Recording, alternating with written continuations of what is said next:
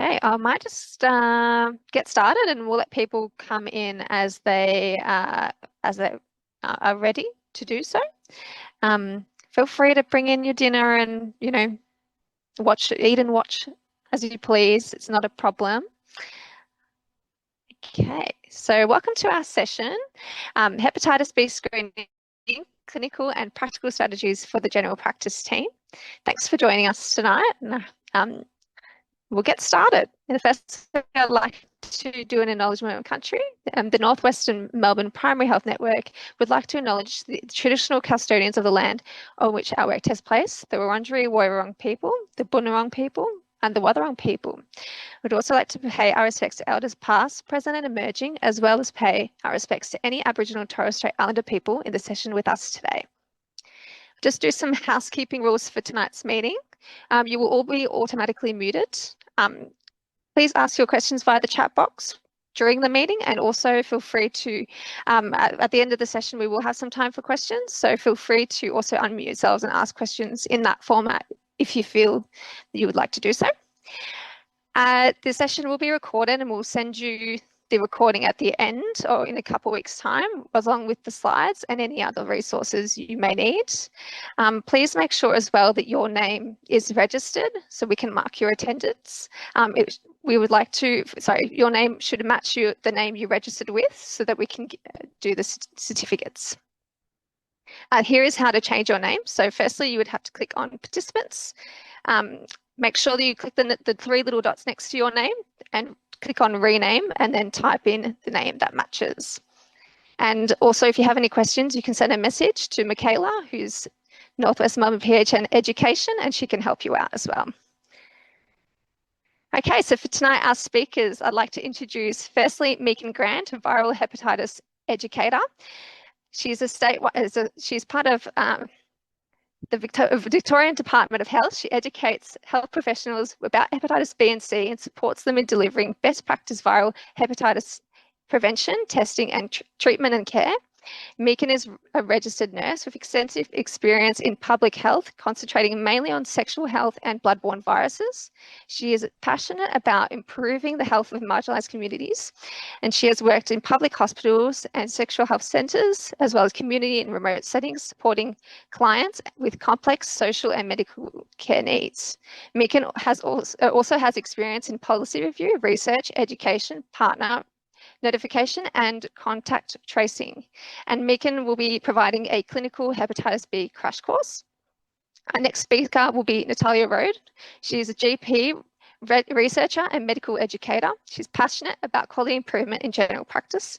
And as an S100 hepatitis B S100's prescriber, she's particularly interested in providing care for people living with this condition. And our lucky last speaker is Tanya Houslow, a practice nurse from Northside Clinic, dedicated to making a real difference in patient care through quality improvement activities. With over 10 years experience, she loves working collaboratively to help general practice thrive. And Natalia and Tanya will be speaking to the practical implementation of a hepatitis B screening improvement activity in general practice. So welcome, and firstly, I'll pass over to Megan. Thank you.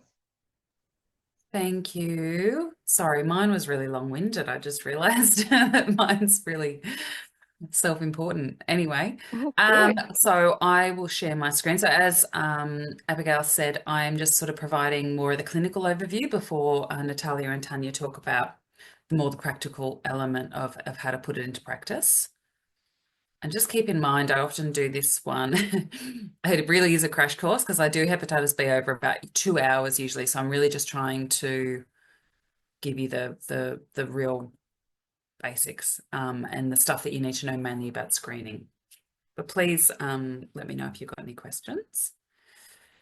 Okay, so hepatitis B crash course. So ultimately, I suppose, I guess we're sometimes preaching to the converted here because you're all on this, 7 p.m. to 8:30 webinar for a reason, that you're already really dedicated and you probably already know why we should care. But looking at the numbers, really, when we're talking about hepatitis B and controlling hepatitis B, we're talking about cancer and end-stage liver disease, but hepatocellular carcinoma, or HCC. So we know that hepatitis B is a well-established carcinogen, and it's linked to primary liver cancer. So it's about, we know now it's about the seventh most common incident cancer worldwide. And so, as you can see with these maps, it demonstrates the causal relationship between hepatitis B and hepatitis C. I'm just going to say liver cancer from now on. So, considering my job, you think I'd be able to say it, but I can't. HCC, or liver cancer. So, as you can see, the up in the top left-hand corner, the countries with the blue, the really dark blue, and then the lighter blue, have got higher rates of cancer. And then you got hand on the bottom right hand corner, the surface antigen prevalence, or hepatitis B prevalence. And it really does correlate to the countries that have got sort of the orange and red marks there. So it does show the causal relationship now. So we know now that liver cancer is now estimated to be the seventh most common cause of cancer mortality in Australia. And it's increasing faster than any other cause of cancer death.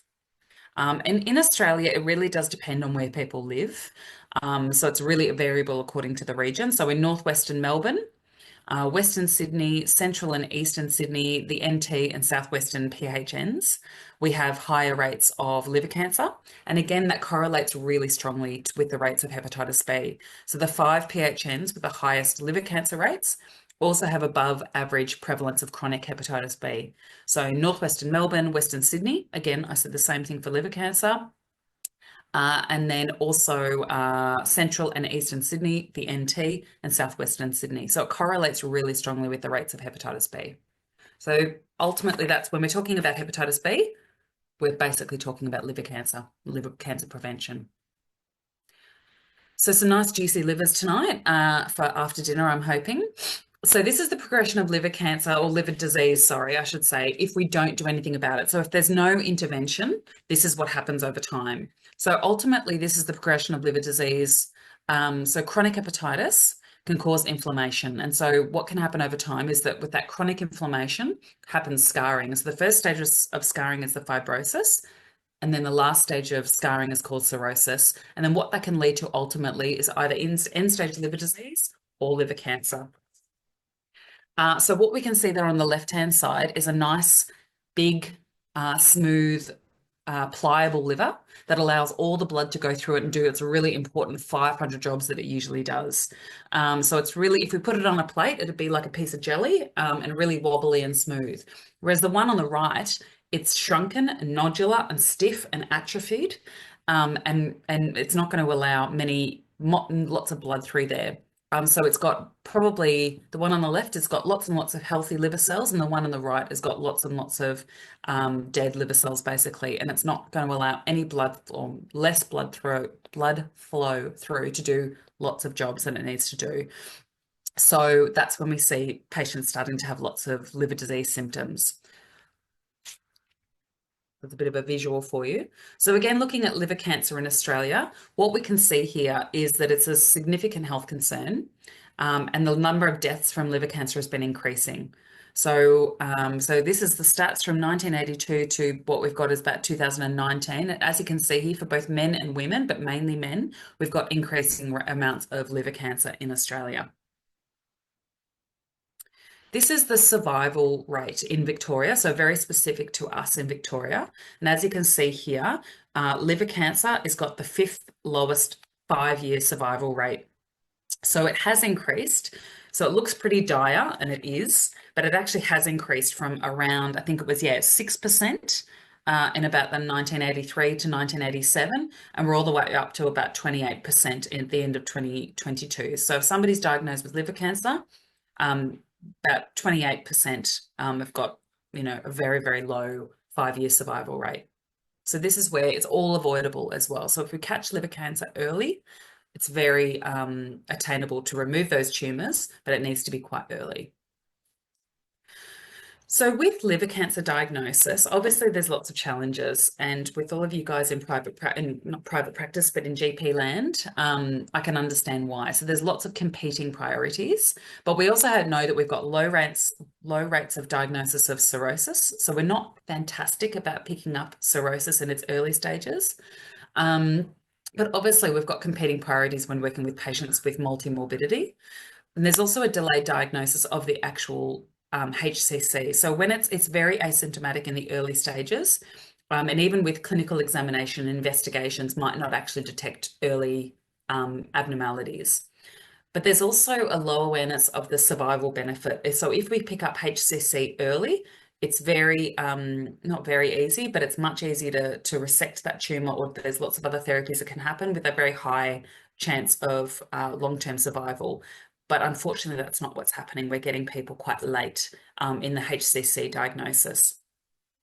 So what we're seeing specifically is, according to viral hepatitis, is we're seeing people with chronic hepatitis B that don't have cirrhosis. So it's a bit different to the rest of the types of viral hepatitis, and also autoimmune and alcohol and drug-associated liver disease, where often they have to have cirrhosis to be able to go on and have that cancer. But what we see with hepatitis B is, and it's a carcinogen in itself, and they don't necessarily have to have cirrhosis to be at risk of liver cancer. So what we're going to talk about at the end of my talk is just about how to monitor that without necessarily having cirrhosis monitoring. But also, just on another note, even though we're not talking about hepatitis C today, hepatitis C, so even once it's cured, if somebody has cirrhosis, they still need to be monitored for liver cancer. So if you are in the business at your practice of treating hepatitis C, which I really hope you are, you don't need to be an S100 prescriber to treat hepatitis C. It would be great, would be best practice to look at a FibroScan and ultrasound and liver function tests before we give that hepatitis C treatment. Because if they've got cirrhosis, we still need to manage them and surveil them for cancer. So there's a low awareness of that survival benefit of those surveillance activities. But then also there's just low uptake of the cancer surveillance in general. So it's often hospital-based in the tertiary centres with, busy outpatients clinics. And there's also no national registry. So unlike breast and bowel and things like that, there's no real registry that we can sign up for and encourage our clients to sign up for. Okay, so that's sort of the background about why it's important. Now I'm going to move on to the actual virus. So hepatitis B. So when we talk about hepatitis B, we're talking about chronic hepatitis B, but it can be acute or chronic. But it depends about when you get exposed to that virus as to whether or not you are going to go and develop chronic hepatitis B. So this is sort of a visual of how likely you are to develop chronic infection. So if you're exposed as a baby, because that's the more likely way that you're going to get chronic hepatitis chronic hepatitis B, I was educating on C this morning. If you're exposed perinatally, you're 90% likely to develop a chronic infection and only about 5 to 10% likely to clear that virus naturally. Have an acute infection, which there's really no symptoms for in a baby, clear that virus, and then you develop immunity. It's unlikely if you were a baby. You're more likely to develop chronic infection. And then as you go out throughout your life of exposure, it becomes sort of the opposite and it switches. So if you were exposed, let's say, through injecting drug use or through sexual exposure or through maybe a healthcare exposure overseas in a resource poor setting, it's the opposite. So you're 90% likely to clear that virus and have an acute infection, clear it and have natural immunity. And you're only about 5 to 10% likely to have a chronic infection. So that's why we see we call it a family disease or a generational disease, where it really is seen in generations of families because it really is passed on from birth in most places throughout the world. In Australia, we're lucky that that's not the case. We have had local transmission here, but it really is when our guidelines and interventions aren't sort of properly followed, because we've got really good interventions here, like vaccination and interventions while mum's pregnant. But that's not the case, unfortunately, in lots of countries. So this is the cascade of care, and this is really where we need to do better. So this is the most recent data that we've got from the viral mapping report that's just been released. So this is from 2023. So in Australia, we've got about, let's say, 220,000 people living with chronic hepatitis B. That's a lot of people. My previous job was in HIV, where I just lived and breathed everything to do with HIV. And as it should, we've got lots of resources, lots of awareness around HIV, but actually it's around 25,000 people that are living with HIV in Australia. And you're just thinking about all those resources, all that awareness, and not many people you'd stop on the street could tell you what hepatitis B is. So we've got a lot of work to do. And then as you go down, you've got these 220,000 people, let's say, that are living with hepatitis B. You've got around 69% that know that they've got it, they've been diagnosed, and you've got about 31% that are undiagnosed, they don't know that they've got it. But I reckon the most disturbing statistic is as you keep going down. So let's say of the 69% diagnosed, 76% aren't in care. So I think that's really us. That's an us problem about why we're not engaging these people in care. They know that they've got it, but they're not engaged in care. So that's something that I'm hoping after today's session that you might be able to help us improve. I'm hoping you're not hearing my daughter screaming in the background. So yeah, so this is the statistic I'd like us to sort of help, and then the next one, the not in care. So when to test. So ultimately, I'm going to keep flashing back to this particular resource because I think even if you forget everything I've said today, it's written down in this amazing resource. So I'm going to keep on flashing back with each step of the way to really help you nut out exactly what we're asking of you. So the first one here, so when to test. So that's what we're going to talk about now. And ultimately that comes down to how it's transmitted, isn't it? So this is the map of chronic hepatitis B by region in 2022. And so really what we see here is we've got the Western Pacific, Africa regions have the highest prevalence of chronic hepatitis B, followed by Southeast Asia, Eastern Mediterranean region, European region, and then the region of the Americas. We've got higher rates in China, Mongolia, Russia, Eastern Europe, lots of countries in Africa, and our neighbours, most importantly for us, PNG, Indonesia, places like that. So the reason why this is important, obviously we've got to care about our neighbours overseas, but the reason why this is important is how that affects us in Australia. So, oh, I might go that here. I'm just going to flip back, I'll put these slides back to front. So this is us here in Australia. So as you can see, it really does reflect what's happening overseas reflects what we have here. Apart from our Aboriginal and Torres Strait Islander community that have disproportionate amounts of hepatitis B, so 6.7%, so they only make up 3.2% of the population, but they have stark difference in population, in prevalence there of hepatitis B. Really, 14% are non-Indigenous and Australian-born people living with hepatitis B. The rest are made up of the countries that are high prevalence overseas. So Northeast Asia, people born in Southeast Asia, Sub-Saharan Africa, Eastern Europe, and that goes on. So that's really who we see with our infections here.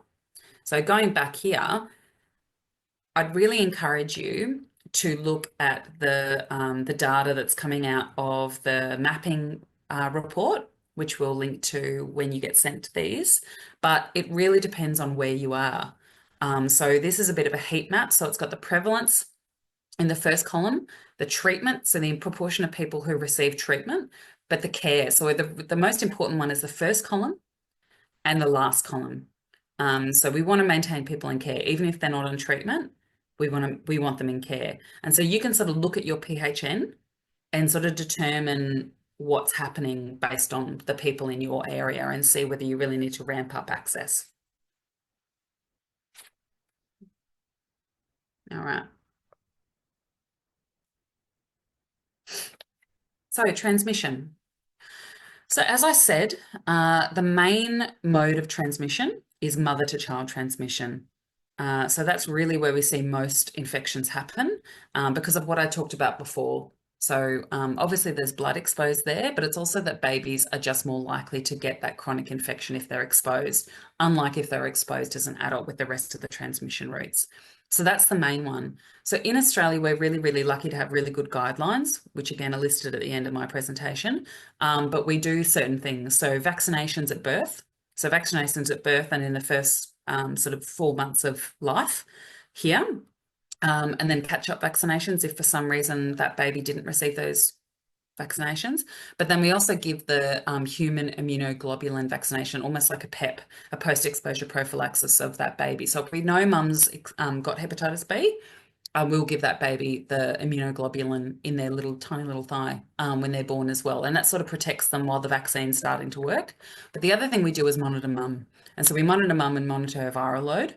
And we give her medication if we think that her viral load's really high and it's at risk to baby. So we do really good stuff here and it's not really a problem. But as you can imagine, that's not the case in the rest of the world. So that's where we see transmission globally. It is also an STI, so it's found in vaginal fluids and semen. So having sex without a condom is a high transmission risk. Obviously, if you're not vaccinated, these things are.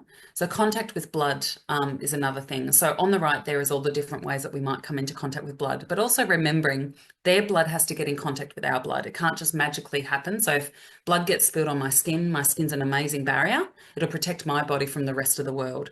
So unless there's some compromised skin from me, I won't get that virus. So obviously that's when things like injecting drug use is really high risk because you've got some sort of contaminated instrument, whether that's a needle or the drug mix or a tourniquet or something like that. You're piercing the skin, then the virus is there and it's going straight through almost like a highway to the rest of your body.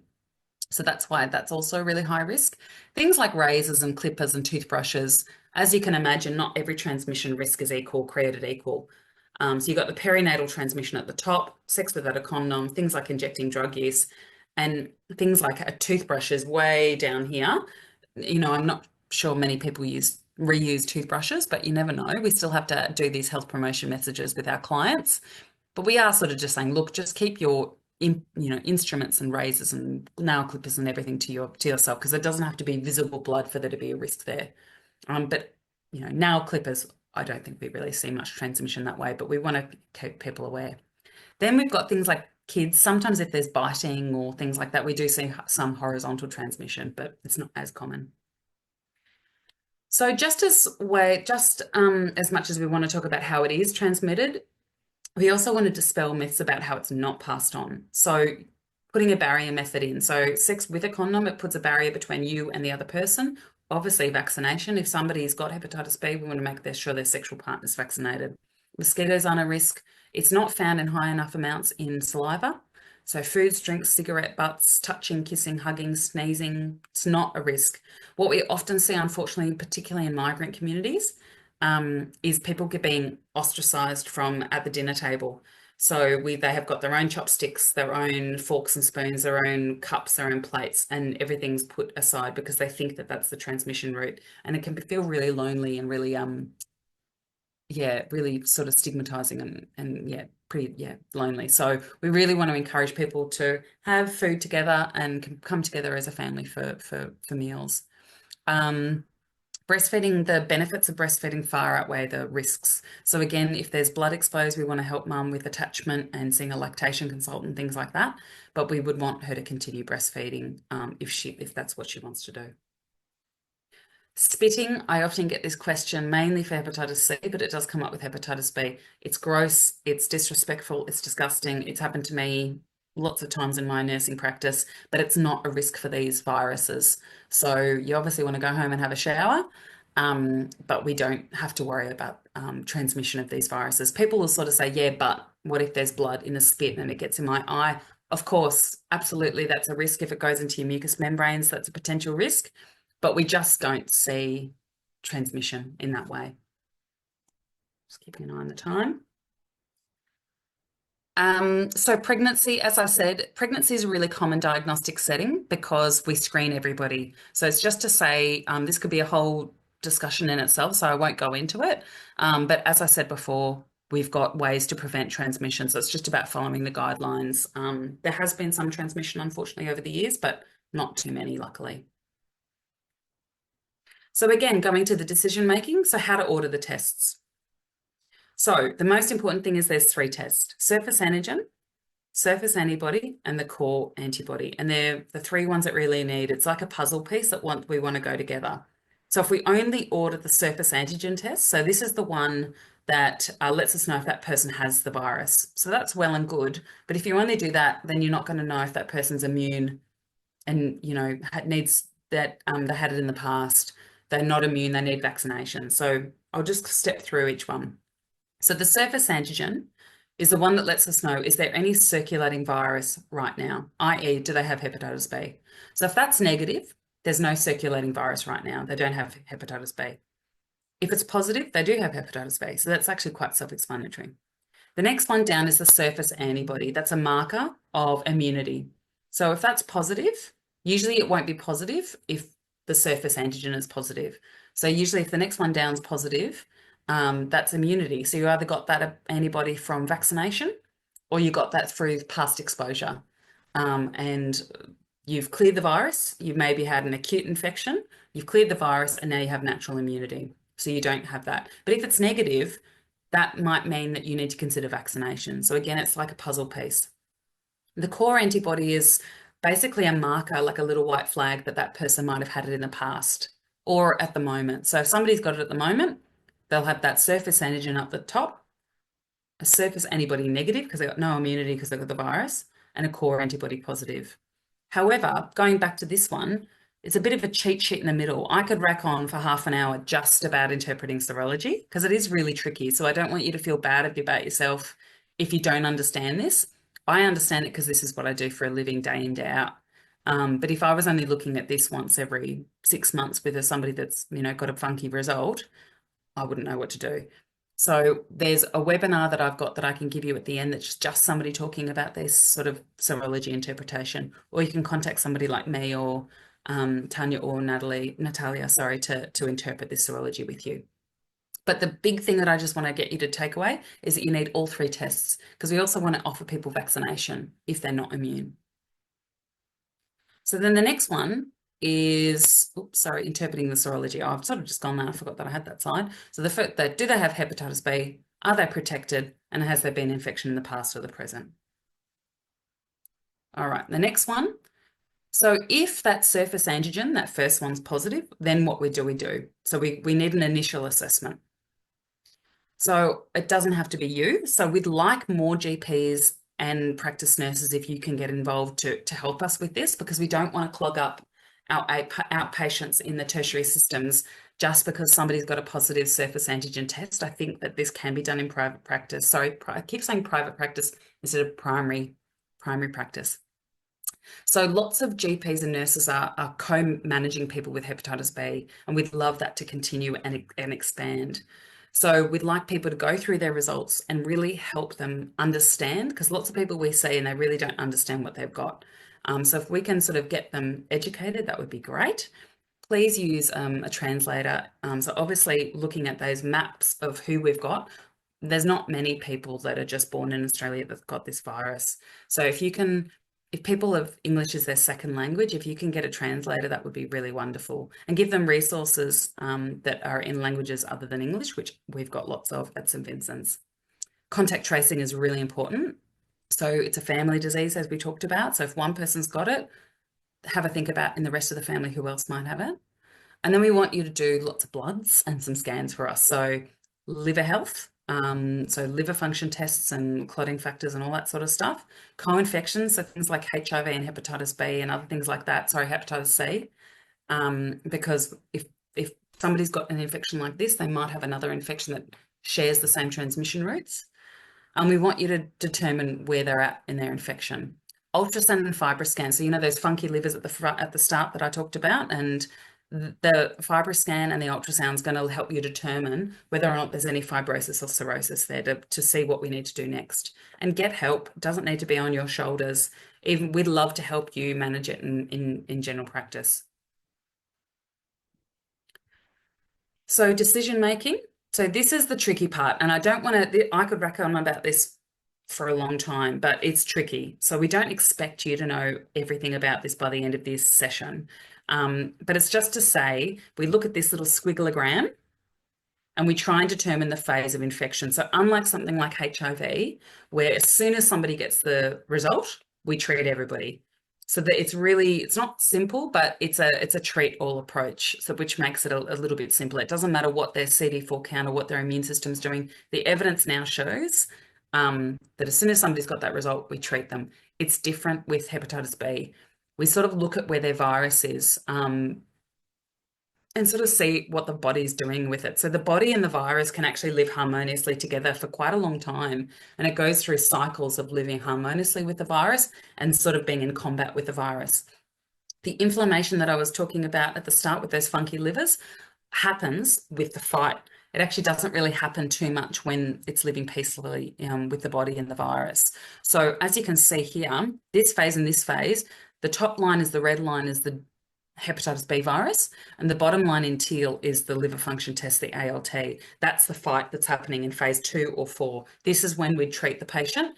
In phases 1 or 3, we actually probably would let the body just keep doing what it's doing. But the big thing is they've got to be in monitoring with you to be able to determine what phase they're in. That can change really quickly.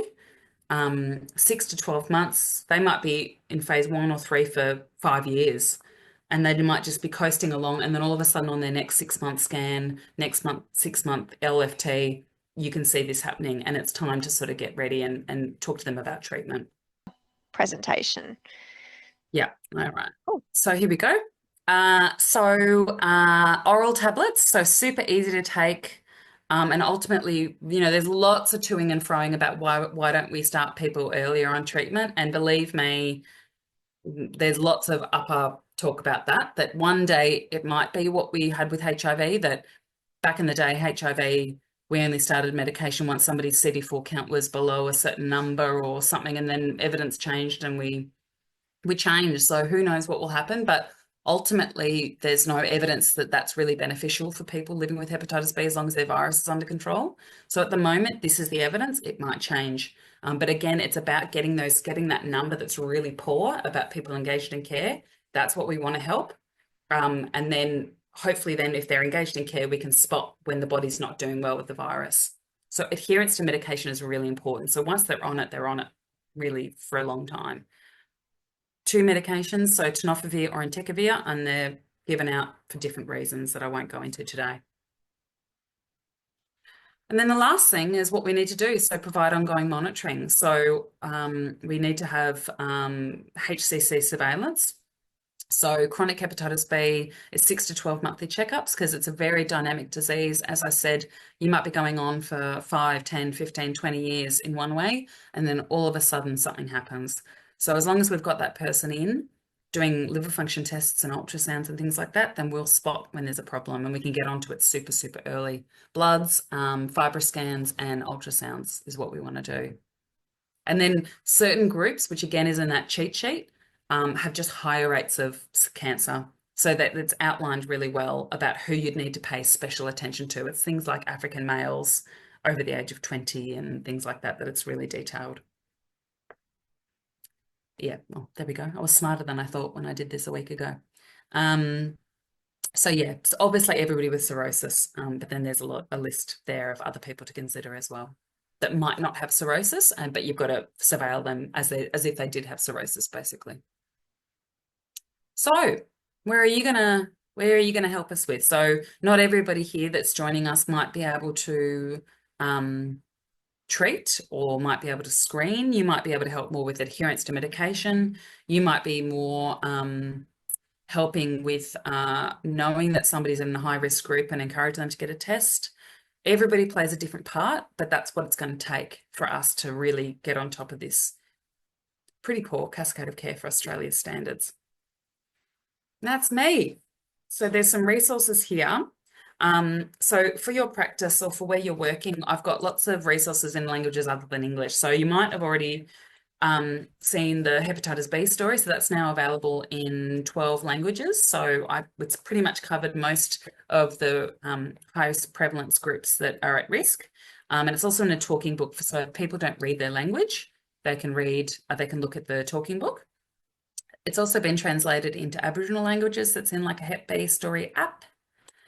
This is the new one. So Me, My Baby and Hepatitis B. So that's a pregnancy resource because what we noticed is that as much as we've got really good guidelines, there are still some gaps in care. So that's there. Then the one thing I don't have on there that I think should be covered as well is this treatment for hepatitis B. So they're just like a flip pad that you can just give this person that talks about the importance of adherence and things like that. Heaps of resources, so just get in touch. It's all through St. Vincent's, but then this one is fantastic through ASHM, as I've talked about. So all you need to do is just refer back to this and you'll be good as gold. So I did do a liver webinar series. So if this interests you and you'd like to know more, so particularly if you're still confused at the end of what I said about how to read results, there's Serology Explained, a half-hour webinar just on reading bloods, cirrhosis just on that with my boss, so Professor Alex Thompson. There's hepatitis B treatment, all that sort of stuff. It's there. So that was from last year. And I just finished the 2025 webinars. So if you go on the website, hopefully soon all the recordings will be there as well. Again, basics, how do you test, all that sort of stuff. It's all there. So there you go. Thank you very much. I might just quickly ask you the questions that are in the chat, Yes, just go for it. Shoot. while Natalia puts up her slides. So the first question I have is, in addition to hepatitis B, aflatoxin was one risk factor a few decades ago in China. Is this still the same in Australia? Oh, I don't A know that. risk factor for Natalia HCC? might know that. I don't know the answer to that, which makes me think that it probably isn't a big factor here in Yeah. Australia because it's not something that we learn about or talk about. And then I have another, so thank you for that one. I have another question regarding hepatitis B risk factor. So how Mm. about human bite with a bleeding wound? Yeah, anything like that. So that's what can sometimes happen with the horizontal transmission for the toddlers. And so kids that aren't being vaccinated, there has been evidence that were able to track back small children that had the virus and they were able to look back that they didn't get that through birth or there was no risk factors. So we only think that it could be through bites. But again, there's so many things involved there. Again, it's one of those things that's a possibility, but when we look at what's common and what's a possibility, it varies. So if somebody's got sort of a high viral load, that will always increase it. But again, it's got to sort of go from their blood to your blood. So even if you bit them, it sort of has to happen that you've got blood in your mouth and then it's going to go into the open wound of the other person. Does that make sense? So you've still got to have your blood, even if you're drawing blood from the other person from biting them, that's all well and good, but you've got to be sharing your blood because it's not found in high enough amounts of saliva. Gotcha, that makes sense. Thank you for that. Yeah. And then I've got just one more question, just confirming GPs still need to do a S100 prescriber course before they can treat the Hep B Yeah, patients. that's correct. So they need to do a course just because it is a bit tricky. The medication itself, to my knowledge, and Natalia would know more about this, isn't very tricky, but it's just about when to treat. So that squiggleogram that I was talking about, that's actually the confusing bit. It's not necessarily the medication that's confusing, it's the when to treat. So it's sort of that prescriber course goes into that much more in detail. In saying that though, we want lots more people to be prescribing. So it is talk about whether or not we continue that. Got you, thank you. And I think this is the last question is how do we encourage GP to order PCR when they advise LFTs are normal? PCR for hepatitis C. Uh, because PCR is related to hepatitis. So hepatitis B, we don't really do PCRs for B.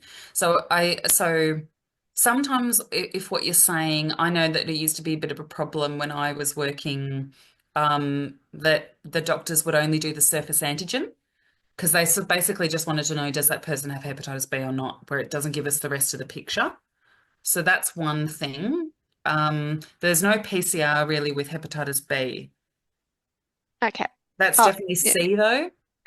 I got B after. So there's a, Uh, yeah. Viral load. viral Oh, load. yep, they're a viral load, I think, Oh, is now clarifying. So when I think the question might be, it says, how do we encourage GPs to order, and it's now viral load when they advise LFTs are normal? So, I mean, possibly oh, that's in patients who oh, have, I'm interpreting this, I might be wrong, Rebecca, you can clarify, I think, in patients who are known to have chronic hepatitis B, we're monitoring them, and therefore we should be doing both liver function tests and viral load. yeah. I guess Yeah, I think that's you're part of right that. there. Yeah, so we do viral loads. I think it's once a year. So it's a bit weird actually. I find it a bit backwards. So it's once a year for people that aren't on treatment, isn't it, Yeah, Natalia? that's correct. And I think Um, someone's just I think it's clarified that. more often when so if they're on treatment, you can do more viral loads to make sure that the treatment's doing its job. But Correct.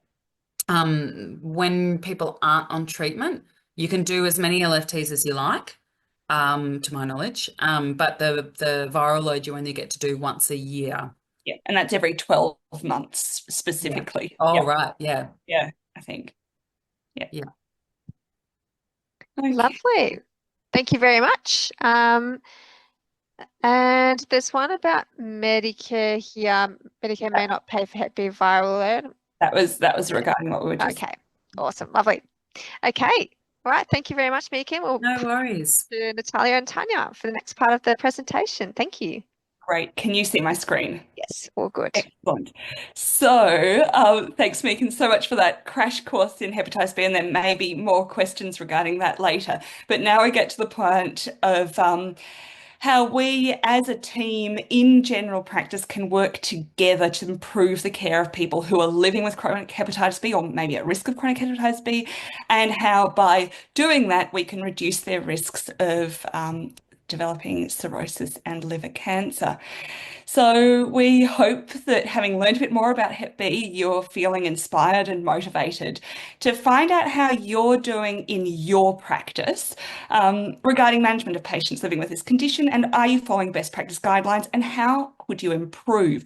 And we just want to reassure you that it isn't a big, scary rock face to climb. So just to recap why a quality improvement activity around hepatitis B screening would be valuable. If you identify patients who are living with chronic Hep B who have not previously been linked to care, and as Megan pointed out, about 30% of patients in Australia are not linked into care, even though they might know that actually, it's higher. 30% don't know they have Hep B, and a much higher percentage are not linked in with care. Not only can you link them into care, monitor them, treat them if appropriate, and that will then reduce their risks of developing cirrhosis and liver cancer, improve their quality of life, but you can also ensure that their close contacts are vaccinated and protected from contracting hepatitis B. At the same time, you can meet your practice's QI-PIP requirements, and the RACGP stands for general practice, and you as a GP can earn CPD hours. And if you undertake a quality improvement activity, you're probably going to be able to get hours in all three of those domains. So education activity, reviewing performance, and measuring outcomes, because that's essentially what you are doing. And overall, you will be helping to contribute to reaching both our Victorian and national targets of trying to increase that proportion of people who are living with chronic hepatitis B who are diagnosed to at least 90%. And that's in order to reduce the morbidity and mortality that's related to this condition. So now that you're all hopefully fired up, how to start? And the PHN has produced an excellent hepatitis B quality improvement screen toolkit, which is coming out shortly. And when it does come out, I think Abby will be making sure that everybody gets sent a link to a copy of this. And this provides you with some ideas about how you can approach quality improvement around hepatitis B with some clear steps to take. And the Quality Improvement Toolkit is predominantly around hepatitis B screening, and that's what we're going to talk about mostly this evening. But as Megan pointed out, there are actually so many different areas that we could improve the lives of people living with hepatitis B, and you may, in your practice, choose a different sort of quality improvement activity around hepatitis B. For example, you might choose have patients that you know have hepatitis B, so you're not screening for it, you know they've got it. But how could you improve their linkage to care? How could you improve their adherence to medication? There are lots of different options around quality of improvement in hepatitis B. So I'm going to go through the steps outlined in the toolkit, which is predominantly around hepatitis B screening. And Tanya's going to work through some examples of how this might actually work in practice. And so just a reminder that the most important thing, I guess, about quality improvement is choosing something that you're interested in, then that's important to you and your practice. And that's going to make it a much more useful activity for all of you. So the first step is understanding the condition. In this case, we're talking about hepatitis B, and Megan's done a great job of covering this, but you might feel like you've still got gaps and you want to learn more, and especially to determine what aspects of hepatitis B screening and management might be most relevant to you and your practice population. And there are some great resources that Megan's listed. There are some great resources in the PHN's QI toolkit, and I've listed a few of them on this slide. And this here is just a little screenshot of some of the topics that are covered in a very comprehensive ASHM Hep B toolkit, which is worthwhile exploring if you're interested in this area. So once you feel confident in your understanding of hepatitis B, the next step is to get a quality improvement team together to establish your goals and work out how you're going to measure any changes. So we know that evidence shows that improvement is more likely when all staff support a change. So having that sort of a whole of team approach from the outset is going to make this sort of an activity much more successful. And now every practice is different and functions slightly differently, but you might choose in your team to have at least one GP and one or more practice nurses, a practice manager, and possibly reception staff. And it's ideal to nominate a team lead or a couple of leads. And ideally, you'd probably want one GP to inform the clinical content of the Q activity, as well as another person who can manage the project and might be given some protected time to complete the work required. And in your QI team, you're going to work together initially to sort of identify potential gaps in your practice's current knowledge and processes when it comes to determining who's at risk of hepatitis B, how to test for hepatitis B, and how to interpret results. And you might consider having a whole of practice meeting to let everybody know what your plans are regarding improving hepatitis B screening rates. And the PHN toolkit, QI toolkit, includes a clinician self-assessment that you might choose to use, or you might choose to modify this to suit your practice. The aim of this assessment is to really sort of identify areas where your clinical staff feel confident, but also areas where improvement's needed. And the QI toolkit actually has a similar sort of self-assessment for non-clinicians, which you may also choose to use. When you get a chance to, you get all those self-assessments together and you review them, that gives you a much better understanding of your practice's strengths, but also your weaknesses regarding hepatitis B screening, and then potential areas for improvement, which can become the basis for your QI activity. And if you identify that there are specific knowledge gaps in your practice team, now would be the time to provide some educational activities to ensure everyone's prepared for the upcoming QI activity. And for example, this might be that if you've identified that your clinicians don't feel confident identifying patients that may be at increased risk of Hep B, or working out if they've been screened or how to screen them, you might want to cover that in an education session. And if you've looked at, say, your reception staff and they're responsible for recording patient ethnicity data, but they don't know how to do this, or they don't feel comfortable explaining to patients why this is necessary, you might want to upskill your staff in that area. The next component to this step is collecting baseline data, and this is crucial for any sort of quality improvement activity. Reviewing that baseline data will provide you with a clear picture of your current performance and allow you to sort of pinpoint specific areas that need improvement. It'll also give you a baseline by which you can objectively measure the successes or any failures of your implemented strategies. So I'm going to hand over to Tanya now, who's going to show you some sort of worked examples of the type of data you might like to collect. But remember that it's sort of up to you to decide what's relevant to you and your practice, and these are just some examples. Tanya, shall I stop sharing and do you like to share your screen? You can just keep sharing and I'll talk to it. Okay. Yeah.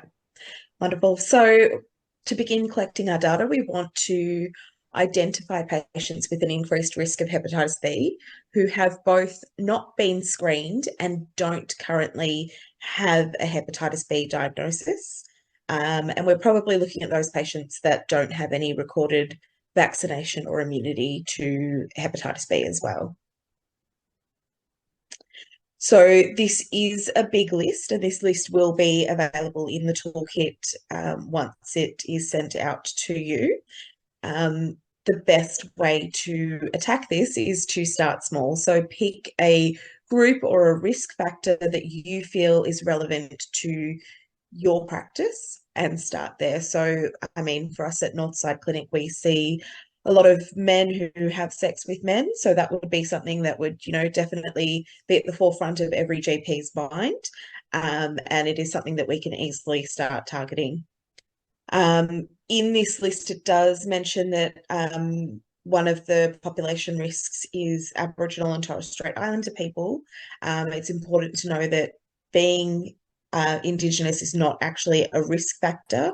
It just shows that they have a disproportionate amount of exposure to other risk factors in this group that may put them at higher risk. So I'll just, next slide. So there are a few ways that you can collect this data. So the two obviously most popular are PenCat and Polar. So depending on your PHN and what software you're currently using, you can use that to collect this data. So this is just through PenCat. The first thing to do to narrow down the list of patients that you're actually going to be screening is to make sure that you actually select that active patient box and recalculate before you start looking at your numbers. So with that, once you've got your active patients and you've recalculated, you want to switch across to the viral hepatitis screen, which is just the little button in the corner there that says viral hepatitis. So it's highlighted in blue just above the first bar of the graph there. You can see that that has now come up with a number. So the number of patients in the population who in total have been screened and have not been screened for hepatitis B. We obviously want to look at those patients that have not been screened. So those are the ones that are in the darker grey, black colour of each of these.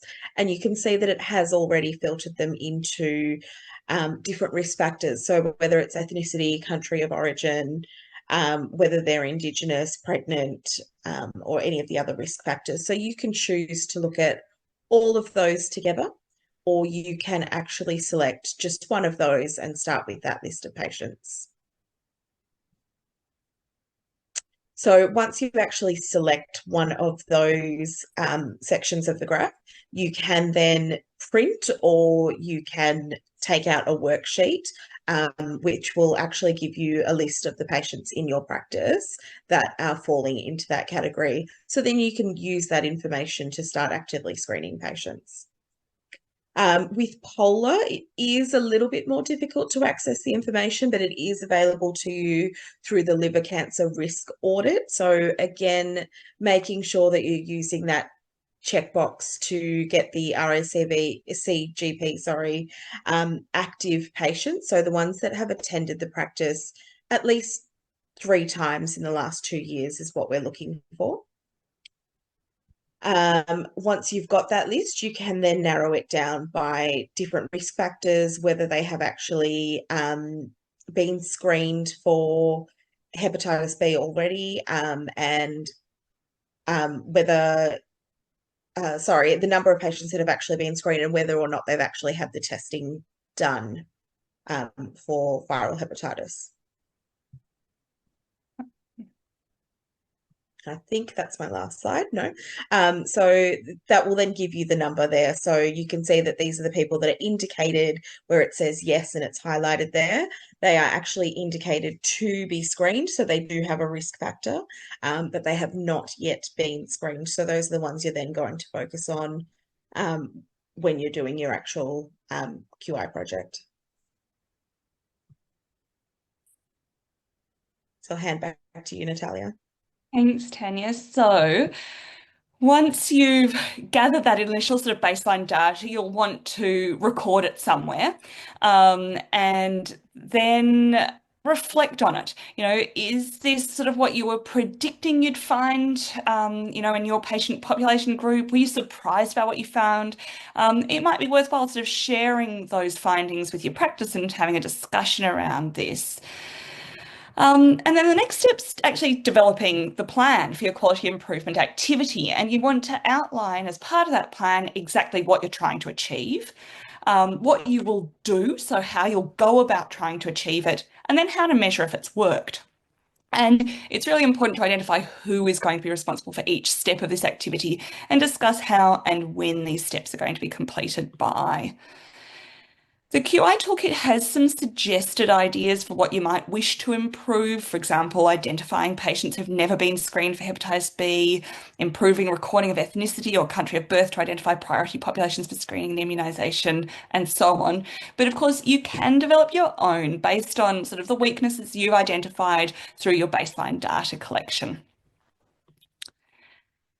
But how you might choose to implement the change is actually one of the key things to have a really good think about and really discuss in sort of a bit of depth within your QI team and within your practice itself. You know, could you potentially use a specific appointment type as a prompt? You know, for example, a 45 to 49-year-old check. You know, is that an opportunity to check a patient's ethnicity or risk factors for hepatitis B, or check if they've been screened or vaccinated? If that's something you might choose, would you consider adding it to your practice software 45 to 49-year-old check template, or is there another way of doing that? How do you collect data on your new patients? You know, do you have a new patient information collection form? Is ethnicity part of that, or country of birth part of that? Do new patients see a nurse first before seeing a doctor? Do you have a template that's completed? And if so, could screening for hepatitis B risk factors be part of that template? You know, your routine sort of immunisation appointments or travel appointments where you discuss immunisations, is that an opportunity to look at risk factors for hepatitis B, past immunisation for hepatitis B as well? So really, and then, you know, do you want to use recalls or reminders or actions? It really depends, I guess, on how you go about creating these sorts of reminder systems or action type systems within your practice, and your practice software. You know, you might use pathology form templates, or there are lots of different ideas, and really the options are sort of only limited by your imagination and your practice software, and also your other sort of the other practice requirements. So the next step is to take sort of one of those strategies that you might have chosen to implement, and ensure that you've got a really clear plan around who is responsible for implementing it, as well as the intended due dates. You know, so for example, if you were looking at changing the 45 to 49-year-old check template, and then you wanted to see when does that make any changes to the screening rates or something, you know, who's going to be responsible for that, and when are you going to look at your outcomes by? And so you go ahead and you actually implement your plan, and you document anything that happens along the way. And then you're going to collect your post-implementation data to compare with the baseline data. So doing that same sort, using those same tools that Tanya talked about before, as you use them again potentially, and work out, are there any changes in your numbers now? And that's the opportunity then to come together as a team to sort of debrief, you know, compare your results against your baseline data, determine, have you made an improvement? You know, compare it to what you predicted was going to happen. Take time to reflect on your strategy. Did it work well? If yes, why? If no, what might need to be changed if you're going to do that again? Did you encounter any unexpected issues or problems, and how could these potentially be mitigated or avoided in the future? And then what? What's the next step? Well, based on what you've learnt, you've got a plan. Will you make changes to what you're doing? If the strategy was successful, will you keep using it, or will you modify it? And if it wasn't successful, what might you test next? What might you give a go to see if you can come up with something that will work better? And once you've decided on the next steps, it's time to review that goal again and the strategies, and start that sort of cycle of implementation again. And then the last overall step, once you've decided you've done enough of this, is evaluating, celebrating, really sharing your achievements with your team. It's such a great opportunity to enhance the morale of your practice, continues to foster that culture of striving to improve. And in our practice anyway, we share sort of there's any excuse to share some cake. So, you know, maybe share a meal or share some cake and get together and reflect. And for GPs, this is a great opportunity to not forget to record your CPD hours with your CPD home, because you'd be likely eligible after undertaking this whole activity for educational activity hours, reviewing performance hours, and measuring outcomes hours. And now we're ready for questions, I Thank you so much for that. I hope, thank you to everyone for presenting. I hope the attendees found the session useful. And now some time for some questions if we have any. I know that there was a couple that came through the chat. They've been answered. But I guess it's an opportunity if anyone wants to take themselves off mute or write a question in the chat, they're welcome to do so, as we have a bit of time for questions.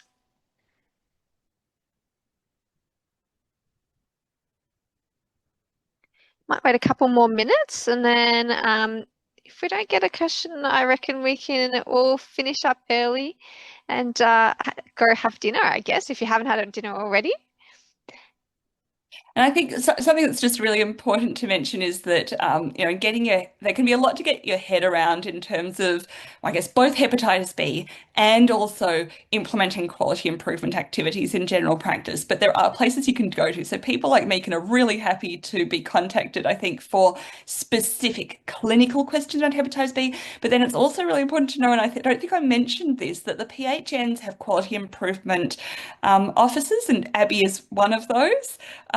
And that if you've got questions about how to actually create a quality improvement activity and go about doing this, that there are people who can help with that as well. That's exactly right. And thank you for mentioning that. So that's it. We'll have all our contact information, I think, in the survey, and also we'll send out everything we spoke about, all the slides and the resources in an email to you. So yeah, feel free to respond to that if you have any questions, and we can always connect you to the right people as well if we aren't the people who can provide you the answer. So there's a link to the survey there. Your feedback is really valuable to us. We'd love to hear from you. So please go ahead and use that link to provide some feedback. And without further ado, we'll let you all go. Thank you for tonight. Thank you for coming to the session. And thank you to our speakers. Thank you. Not a Thank you. worry. As Bye. Abby said, feel free to